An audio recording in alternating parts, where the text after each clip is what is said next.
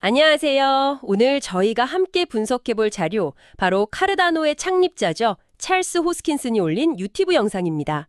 일본 후쿠오카에서 찍은 영상인데 여기서 아주 중요한 소식이 나왔습니다. 커뮤니티가 정말 오랫동안 기다려온 소식이었죠. 네, 맞습니다. 그래서 이번 시간에는 이 발표가 대체 뭐길래 이렇게들 기다렸나, 그리고 이게 왜 카르다노 생태계에 그렇게 중요한지, 또 시장 분위기가 썩 좋지 않은 이 시점에 왜 이런 발표를 했는지 그 속내를 한번 깊이 파헤쳐 보겠습니다. 좋습니다. 그럼 바로 핵심부터 들어가 보죠. 영상 분위기를 보니 찰스가 꽤나 신나 보이던데 도대체 어떤 소식이었나요? 한마디로 드디어 카르다노의 최상위 스테이블 코인, 바로 USDC가 들어온다는 겁니다. 아, USDC요? 네, 다만 우리가 흔히 알던 그 USDC랑은 조금 다른 USDCX라는 이름으로요. 잠깐만요. USDCX요? 그냥 USDC도 아니고요? 그 X는 뭔가요? 뭐 특별한 버전이라는 뜻인가요? 정확히 보셨습니다. 바로 그 X가 이번 발표의 핵심이라고 할 수 있는데요. 이 USDCX는 서클, 그러니까 USDC 발행사죠. 이 서클이 이더리움 가상머신, EVM을 쓰지 않는 블록체인들을 위해 만든 모델이거든요. 아하, 카르다노는 독자적인 구조를 쓰니까요. 그렇죠. 이더리움이랑은 다르니까 일반적인 USDC를 그대로 가져오기엔 기술적인 장벽이 있었던 거죠. 그러니까 일종의 카르다노 맞춤형 USDC다. 이렇게 이해하면 되겠네요. 그럼 이건 어떻게 작동하는 건가요? 일반 USDC랑 사용자가 느끼는 차이가 있을까요? 작동 방식은 미러링이라는 개념을 쓰는데요. 서클이 다른 곳에 보관 중인 실제 USDC 준비금 있잖아요. 네네. 그거랑 1대1로 가치를 연동시킨 자산을 카르다노 블록체인 위에 뭐랄까 거울처럼 복사해서 생성하는 겁니다. 아, 그래서 미러링이군요. 네. 그래서 사용자 입장에서는 사실상 거의 차이를 못 느낄 겁니다. 그냥 카르다노 생태계 안에서 다른 코인처럼 자유롭게 쓰고 디파이 서비스에도 넣을 수 있게 되는 거죠. 중요한 건 단순히 코인 하나가 추가되는 그 이상이에요. 이걸 통해서 서클이 가진 그 거대한 유동성 네트워크에 카르다노가 접속하게 된다는 점입니다. 그렇군요. 사실 그동안 카르다노 디파이는 제대로 된 스테이블 코인이 없어서 반쪽짜리다. 이런 비판이 꽤 있었잖아요. 맞아요. 정말 많았죠. 이번 발표가 그런 약점을 정면으로 돌파하는 계기가 될 수 있겠네요. 네, 바로 그겁니다. 그동안 카르다노 생태계에 알고리즘 기반 스테이블 코인이나 소규모 프로젝트들이 없었던 건 아니지만 서클처럼 미국 규제 안에서 막대한 준비금을 바탕으로 신뢰를 쌓은 이런 최상의 스테이블 코인은 없었거든요.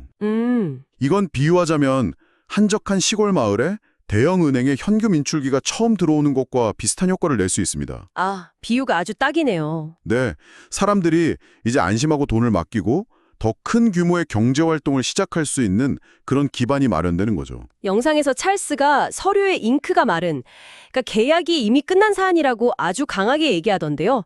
심지어 6개월 뒤에나 될 일이 아니다. 이러면서 통합이 아주 빠를 거라고 자신감을 보였어요. 이게 어떻게 가능한 거죠? 보통 이런 대규모 통합은 시간이 꽤 걸리지 않나요? 그게 바로 이 USDCX 모델의 또 다른 장점입니다. 서클은 이미 스택스나 알레오 같은 다른 BEVM 체인들하고 이 모델로 통합 작업을 해본 경험이 있어요. 아, 이미 해봤군요. 네, 일종의 표준화된 플러그 앤 플레이 솔루션을 갖추고 있는 셈이죠. 덕분에 카르다노만을 위해서 시스템을 처음부터 개발할 필요가 없으니까 통합 시간을 획기적으로 줄일 수 있는 겁니다. 아마 몇 달 안에 실제 결과물을 볼 수도 있을 겁니다. 와, 그리고 협상을 주도했다는 펜타드라는 조직 이름도 언급되던데 이들은 어떤 곳인가요? 이번 한 건만 하고 끝나는 게 아니라 다른 프로젝트들이랑도 협상 중이라는 뉘앙스를 좀 풍기더라고요. 펜타드는 카르다노 생태계 성장을 위해서 외부 파트너십을 전문적으로 추진하는 조직이라고 알려져 있습니다.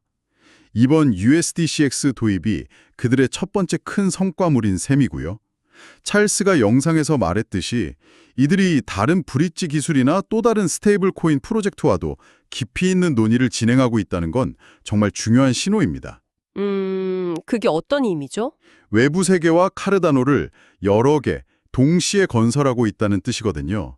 생태계의 고립을 벗어나려는 아주 전략적인 움직임으로 보입니다. 와, 이렇게 들어보니까 정말 엄청난 호재인데요? 커뮤니티 반응도 폭발적이었을 것 같아요.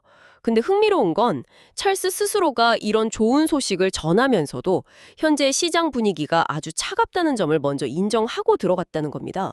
시장이 좋지 않고 사람들이 꽤 까칠해지고 있다, 이렇게 말이죠. 그렇죠.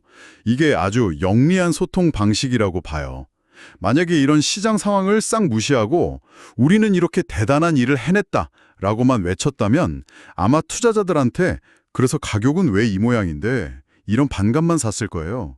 아, 그랬겠네요. 그는 현재 커뮤니티가 느끼는 그 좌절감, 피로감을 정확히 알고 있고 공감하고 있다는 걸 먼저 보여준 거죠. 실제로 신시티 크립토라는 유튜브 채널을 직접 언급하기도 했어요. 거기서 카르다노가 파이스랑 정말 통합할 수 있을까라면서 의심하는 영상을 봤다고요. 굳이 자신들을 비판하는 목소리를 직접 언급한 이유가 뭘까요? 그게 바로 이번 영상의 두 번째 핵심 메시지로 연결됩니다.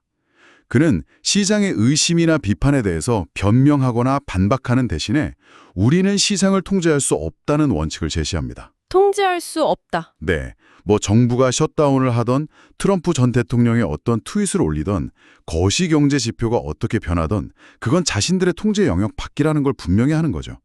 신시티 크립토의 비판도 결국 가격이 안 오르니까 너희가 하는 일을 못 믿겠다는 시장 심리의 일부로 보고 거기에 일일이 대응하지 않겠다는 태도로 보여준 겁니다. 아, 좋은 날이 있으면 나쁜 날도 받아들여야 한다는 말이 딱 그 맥락에서 나온 거군요. 결국 외부의 소음이나 우리가 통제할 수 없는 가격 변동에 흔들리지 말고 우리가 통제할 수 있는 것, 즉 기술 개발과 파트너십에만 집중하겠다. 이런 선언처럼 들리네요. 맞습니다. 그리고 이건 약세장에서 프로젝트 리더가 취할 수 있는 전형적이면서도 가장 효과적인 전략 중 하나예요. 가격이 떨어질 때 리더가 할 수 있는 일은 이야기의 초점을 가격에서 개발과 펀더멘털로 옮기는 거거든요. 네네. 그리고 그는 그냥 우리는 열심히 하고 있습니다. 이런 뜬구름 잡는 소리를 하는 대신에 라오스 프로젝트, 확장성 솔루션인 하이드라, 프라이버시 체인인 미드나잇 이런 구체적인 프로젝트의 진행 상황을 증거로 딱 제시하죠. 그렇다면 여기서 한 걸음 더 들어가 보죠. 리더가 펀더멘털을 강조하는 건 좋은데 그 펀더멘털이 정말로 시장의 인식을 바꿀 만큼 강력한지가 중요하지 않겠습니까? 열심히 개발하는 건 알겠는데 그게 그래서 언제 돈이 되냐 이런 비판에 대해서는 어떻게 답할 수 있을까요? 그거 정말 중요한 질문입니다. 사실 암호화폐 시장에서 펀더멘털과 가격 사이의 괴리는 늘 있었잖아요. 그렇죠. 찰스의 주장에 대해 좀 비판적인 시각을 가진 사람이라면 이렇게 말할 수도 있겠죠. 당신들이 통제할 수 있는 것에만 집중하는 건 좋다. 하지만 시장의 기대를 완전히 무시하는 것 또한 사치 아니냐. 프로젝트는 기술만 개발하는 조직이 아니라 투자자들의 기대도 관리해야 할 책임이 있다. 즉, 기술적 진보가 실제 사용자나 자본 유입으로 이어지지 못하면 그 펀더멘털은 그냥 홍어한 외침이 될 수 있다는 겁니다. 카르다노가 과거에도 기술적 우수성을 강조했지만 대중적인 세택에서 좀 어려움을 겪었던 사례들이 이런 비판의 근거가 되기도 하고요. 네, 맞습니다. 결국 이번 USDC X 도입 같은 구체적인 성과가 그런 비판에 대한 가장 좋은 답변이 되겠군요. 말로만 개발하고 있다가 아니라 그래서 이런 결과물을 가져왔다고 딱 보여주는 거니까요. 정확합니다. 그래서 이번 발표의 타이밍이 정말 절묘한 거예요. 시장의 비관론이 극에 달했을 때 모두가 기다려온 실질적인 결과물 하나를 딱 던져준 거죠. 이것이 바로 그가 말하는 통제할 수 있는 것에 집중한 결과물입니다. 당신들이 가격 때문에 힘들어하는 거 안다. 하지만 우리가 통제할 수 있는 영역에서는 이런 엄청난 진전을 이뤄내고 있다.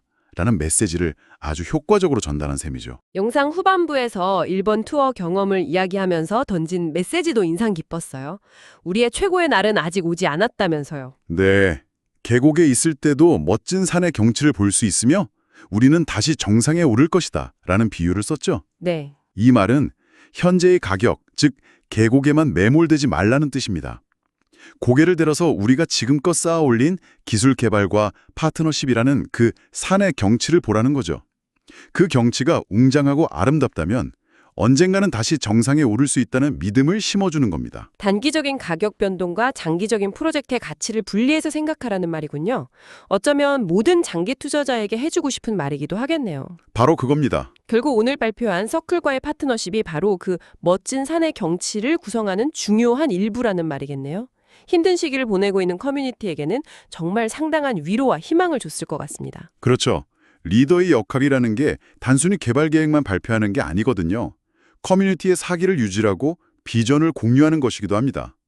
그런 면에서 이번 영상은 어려운 시장 상황 속에서 커뮤니티를 다독이고 프로젝트가 나아갈 방향을 명확히 제시한 아주 잘 만들어진 메시지라고 평가할 수 있습니다. 네. 협상을 이끈 펜터드 팀과 서클에 대한 감사를 표하면서 마무리한 것도 이 성과가 혼자 잘나서가 아니라 팀의 노력 덕분이라는 점을 강조하는 좋은 마무리였고요. 맞습니다. 자, 오늘 찰스 호스킨슨의 영상을 아주 깊이 있게 파헤쳐봤습니다. 정리를 좀 해보자면 카르다노에 드디어 최상위 스테이블 코인 USDCX가 도입된다는 확정된 소식, 그리고 이 통합이 예상보다 훨씬 빠르게 진행될 거라는 점, 이게 첫 번째 핵심이었고요. 속에서 리더가 어떻게 커뮤니티와 소통하고 신뢰를 쌓아가는가에 대한 하나의 모범 사례를 본 것 같습니다.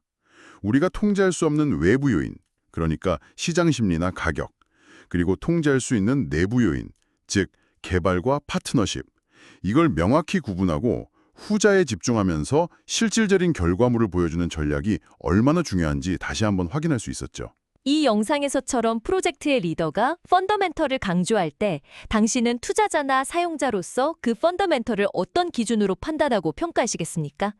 가격 외에 어떤 지표가 당신에게는 가장 중요한가요?